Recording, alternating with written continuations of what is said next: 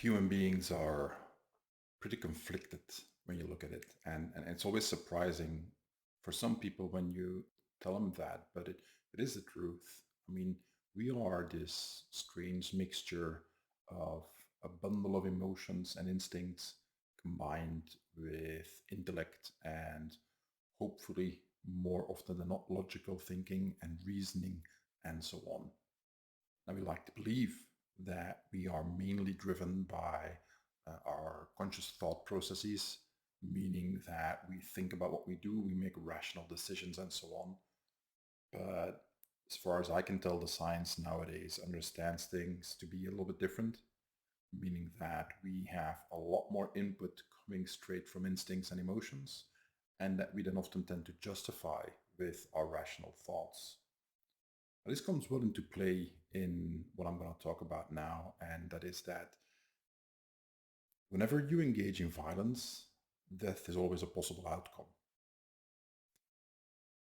In the group recently, somebody shared a video of an altercation. It looks like it might have been from Brazil, because there's Portuguese on the street signs. And in it, you see just outside of what looks like this small diner or restaurant, this altercation starts between a pretty big guy and a smaller guy. There's one person coming in between them, trying to be the peacemaker, but the big guy is having none of it. And at a certain point, he shoves the smaller guy back. And at this point, the smaller guy refuses to back down. And it looks like there's this quick flurry of strikes. And then that is pretty much it. Now, what the big guy hadn't noticed clearly is that the little guy pulled a knife on him and stabbed him repeatedly. He managed to hit the big guy clearly in one of the arteries because you can see the blood. It's a pretty gruesome sight, actually. The blood is just pouring out. And it takes about 10 to 15 seconds for the big guy to fall down on the ground and bleed out. Meaning he's down, and I'm sure he was still alive for a little bit longer, but it doesn't get any help. Nobody intervenes, and I don't have any confirmation of that. But from as far as I can tell, there was no way of saving that guy.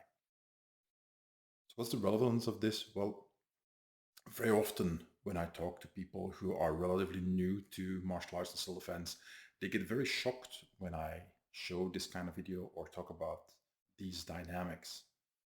And they immediately focus upon the guy with the knife, like, why would he do that?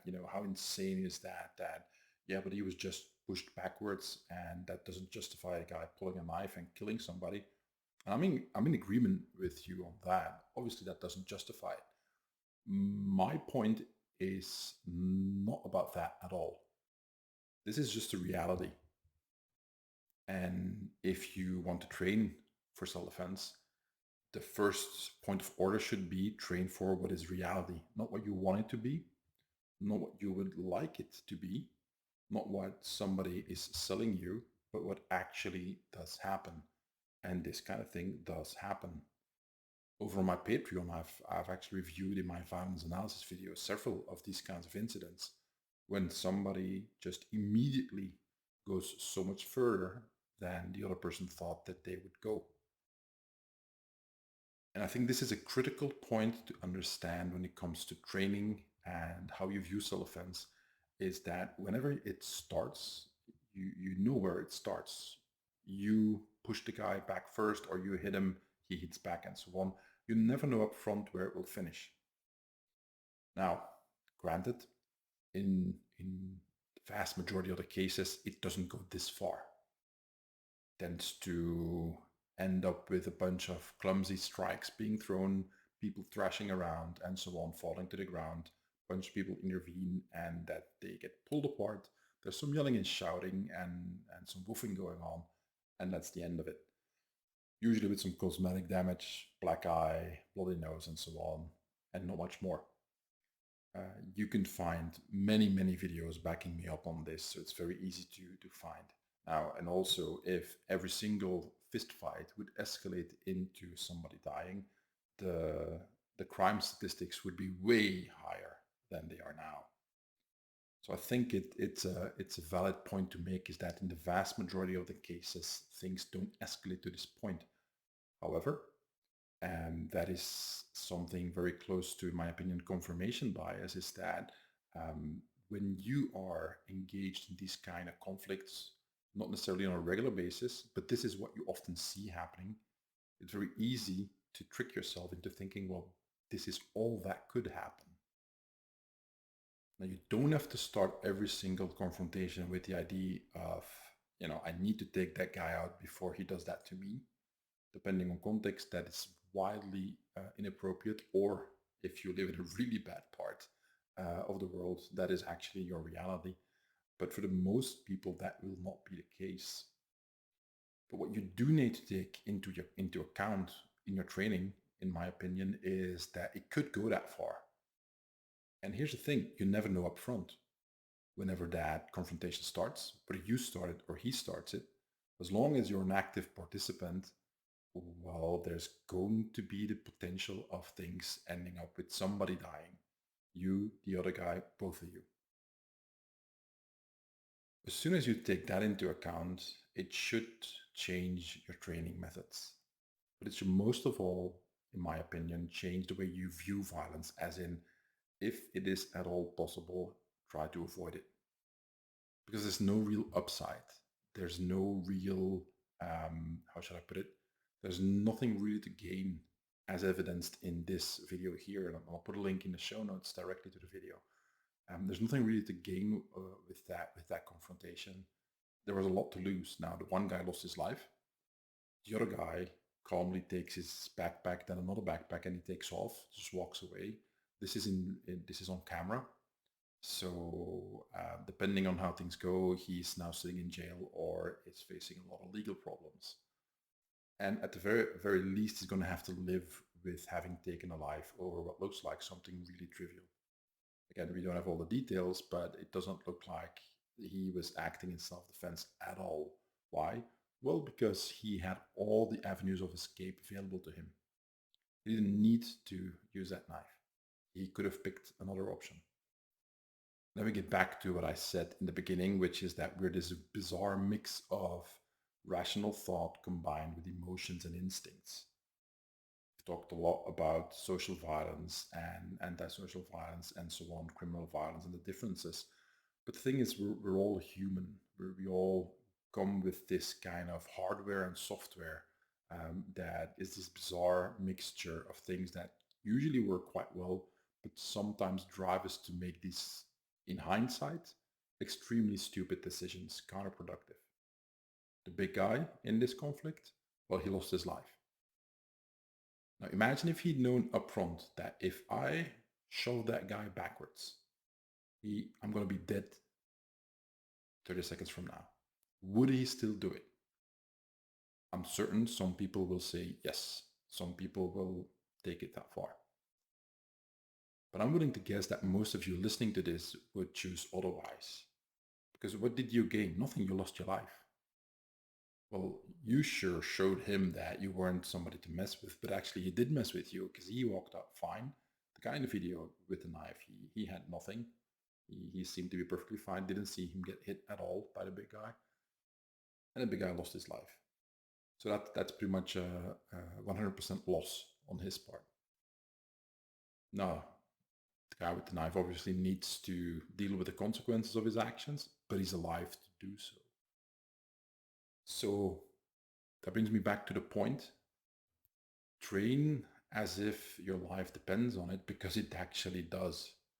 Now, is there a place for levity and fun and laughter in training? Of course, that's not the issue. But it should have its proper place along with extremely focused training, in which you take it very seriously. Not yourself, but you take the training seriously. Now, a while ago, I wrote a pretty long article about how to train with bladed weapons, with edged weapons. And this is one of the points that I touch in there, in that a lot of people just like to play. They play that they're training. They focus on the fun side and the cool aspects of it. And oh my God, look at all the fancy stuff that I can do with this knife, or defend my against it in training. But that takes you away from this stark reality. And that is the existential fear that can hit you when you are face to face with somebody actually trying to kill you, not just punch you in the face, but end you right then and there. And not just that, but as is evidenced in this case, the big guy didn't see the knife. He was probably suffering from tunnel vision because of the adrenaline, and he was not looking at the hands, and he didn't see the knife in the guy's hand until it was way too late. From the looks of it, he didn't really feel that he was stabbed until it was too late. Now, granted, the attacks came in very rapid succession, so he didn't have a lot of time to react. But you can see him then just standing there and looking at all the blood, and he starts to go out, and it's over.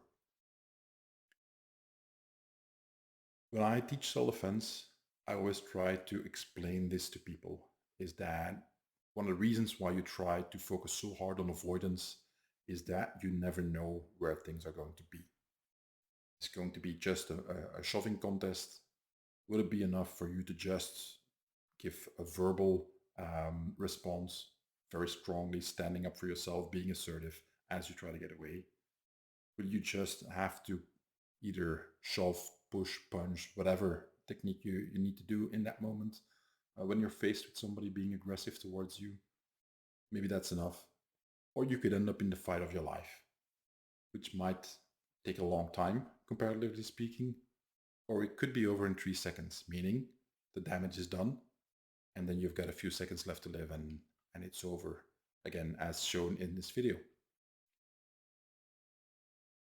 So I would suggest being very conscious of this reality when you train.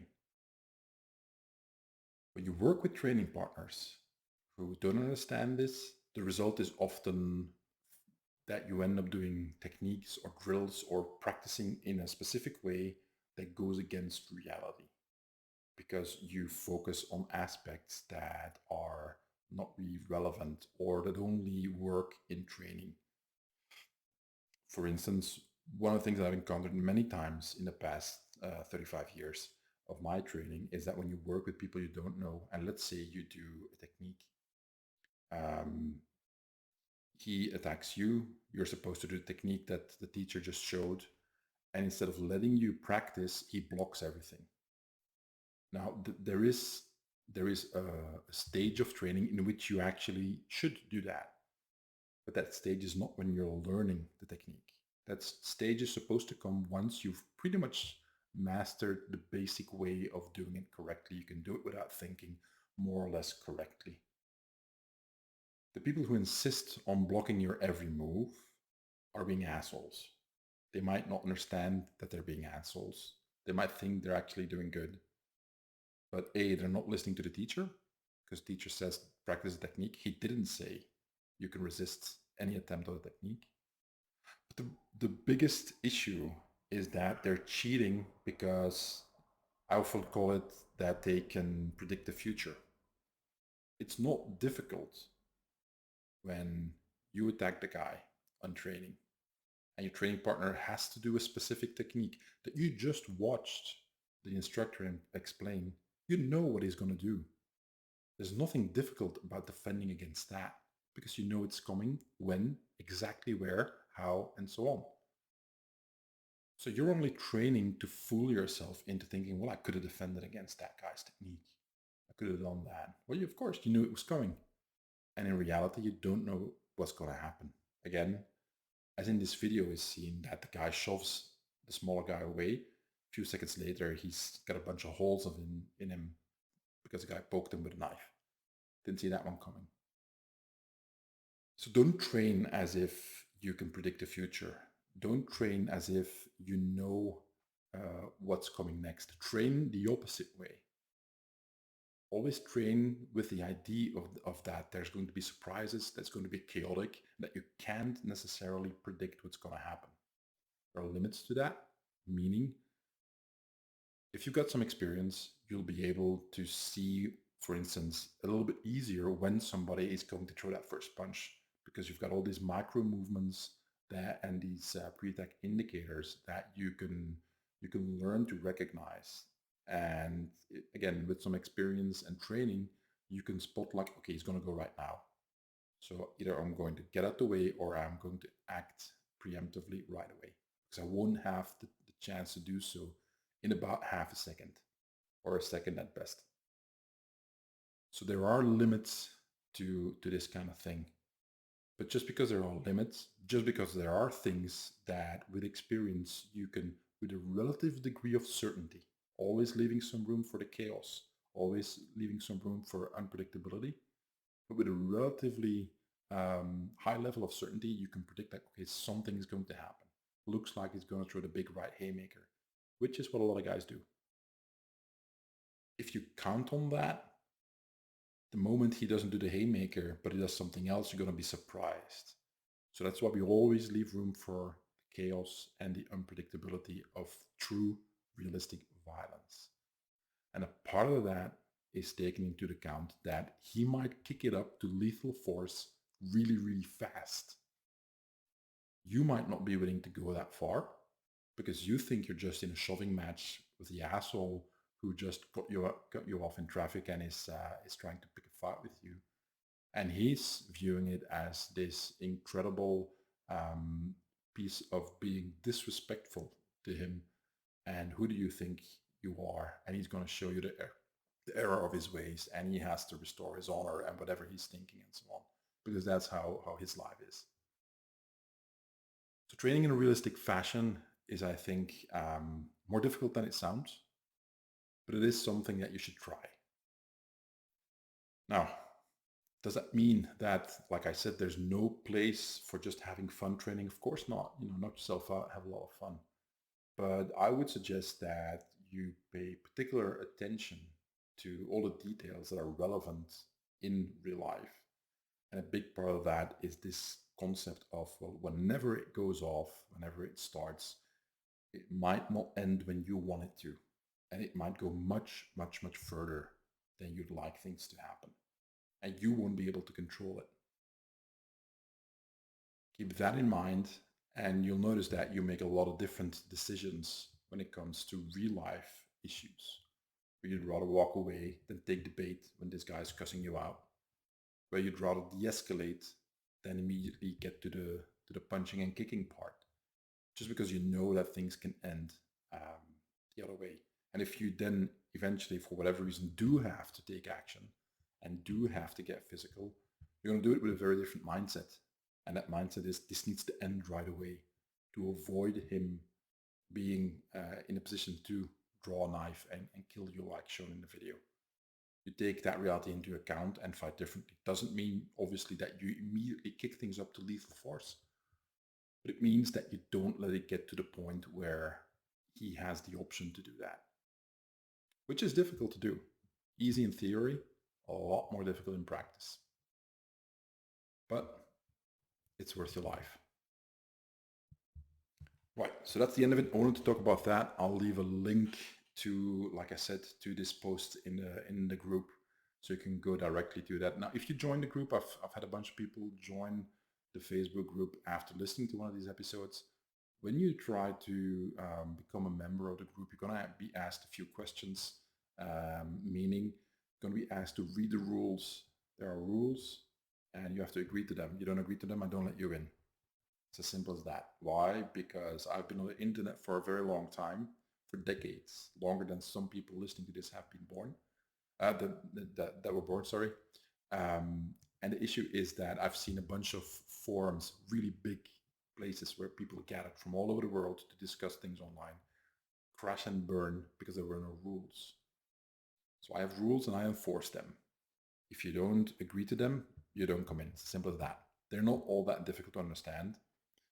And also there's a pinned post when you enter the forum for the first time that you're supposed to read, which gives even more detail about how the rules are applied to everybody. So do that if you want to join us, and you're more than welcome to. And it's always fun sometimes to talk to people from across the world and get their input, because there's stuff that I don't think about that isn't relevant to where I live, but is actually quite relevant to where other people live. And just had an interesting discussion about that talking about things that are relevant in your country that a foreigner will actually look at like, whoa, this is dangerous, but are actually not dangerous at all. So anyway, I'm going to leave you with that. Check out the links in the show notes. What's coming up next week, I'm going to finally, some will say, release the interview I did with Terry Trahan on living the life, leaving it, and what that means. So be on the lookout for that. As always, thank you for listening, and please like, share, subscribe, join me on Patreon. But just share this episode with anybody you know that might enjoy it, because that helps tremendously. All right, everybody, take care. Bye bye.